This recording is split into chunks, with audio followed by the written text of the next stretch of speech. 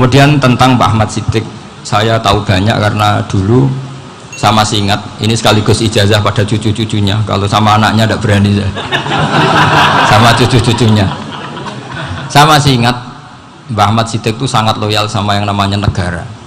Kita tahu beliau adalah termasuk orang yang bintang ketika Muktamar Situbondo, ketika NU pertama kali nerima asas tunggal yaitu Pancasila. Kayak apa ulama-ulama kita, ya mulai Mbah Ahmad Siddiq, Mbah Ali Maksum, Gus Dur, Mbah As'ad, semuanya lah, termasuk Mbah Mun, semuanya loyal sama negara sehingga NU menerima asas tunggal. Itu saya masih ingat karena bapak dulu perwakilan dari NU cabang Lasem. Beliau pernah ngundang Mbah Ahmad Siddiq di sini, zaman itu zaman Pak Dzofar ikut ngundang ke sini bapak saya. Itu saya menangi beliau ngisi pengajian di hallnya buyut saya, Mbah Umar bin Arabi. Jadi saya ini zuriyahnya Mbah Umar bin Arabi sama dengan keluarganya Ki Hamid Pasuruan. Itu beliau cerita bahwa kemenangan Islam itu tidak harus kita yang menang kangelan. Kadang Allah bikin orang lain yang kangelan, kita yang ikut menang.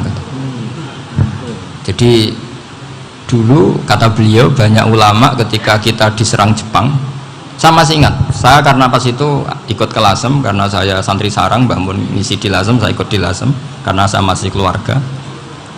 Itu ulama-ulama itu mimpi dibacakan ayat ghulibatir rum fi adnal ardi wa hum min ba'di ghalabihim sayaghlibun fi bid'i sinin lillahil amru min qablu wa min ba'du wa yawma idzi yafrahul mu'minun.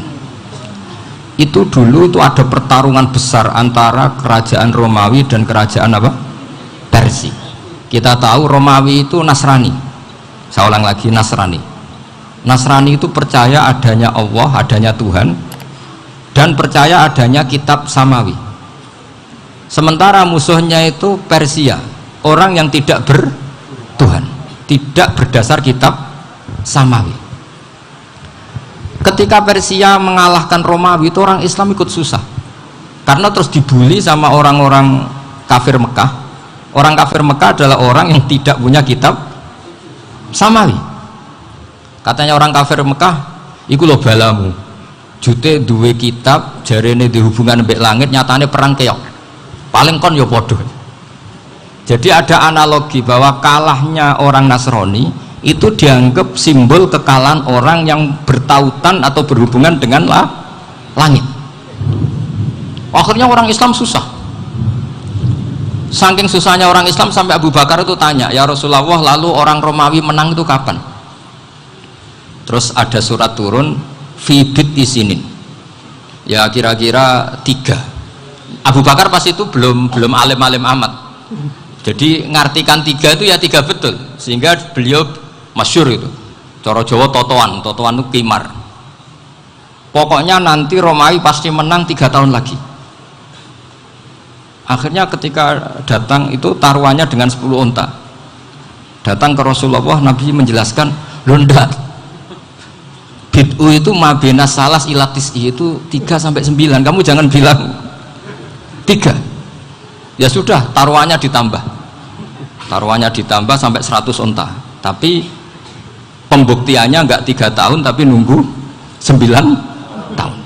Sampean jangan tanya, berarti dulu pernah taruhan halal.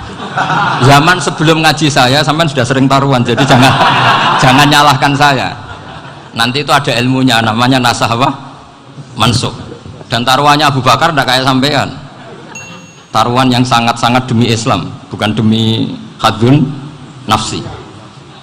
Betul, ketika tahun ke-7 orang Islam itu menang gila ya, tahun 9 itu umat Islam menang. Menangnya umat Islam mengalahkan musyrik Mekah itu di Badar. Romawi mengalahkan Persia. Gara-gara Romawi mengalahkan Persia itu cara berpikir orang itu rubah, ternyata langit itu ada, kekuatan langit itu ada. Sehingga meskipun akhirnya orang Kristen bilang ada Trinitas, terus mereka keliru dalam mengartikan Isa, tapi ada sekian nabi yang mereka sebut dan mereka hormati, ada sekian kesamaan. Sehingga dalam Islam, saya ulang lagi, dalam Islam andai kan disuruh milih orang komunis sama orang Nasrani, Islam tentu sama-sama kerjasama milih sama yang Nasrani, karena ini ahli kita kerjasama loh, bukan milih menjadi Nasrani. Nanti kapan salah paham, senangannya terus bully. Itu semangatnya pasti hasut. Nah, terus lalu relevansinya dengan Indonesia gimana? Wa yauma idzi yafrahul mu'minun, ketika orang Romawi yang punya kitab Samawi mengalahkan Persia yang tidak punya kitab Samawi, itu orang Islam ikut bunga, ikut gembira. Itu semua kiai banyak yang mimpi seperti itu. Ini cerita Pak Ahmad Siddiq, saya dengarin itu.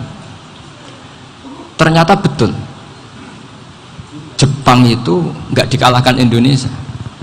Jepang, Hiroshima dan Nagasaki dibom oleh apa? Sekutu. Akhirnya Jepang pulang. Pas Jepang pulang, Indonesia merdeka. Itu dulu kiai-kiai sudah nakwil bahwa menangnya Indonesia itu tidak harus mengalahkan penjajah. Pokoknya nanti penjajah ada yang mengalahkan. Jadi orang Islam zaman itu tidak bisa mengalahkan Persia. Yang mengalahkan itu Romawi. Tapi orang Islam ikut gembira. Itu sebenarnya wa yauma idzi yafrahul mu'minun binasrillah.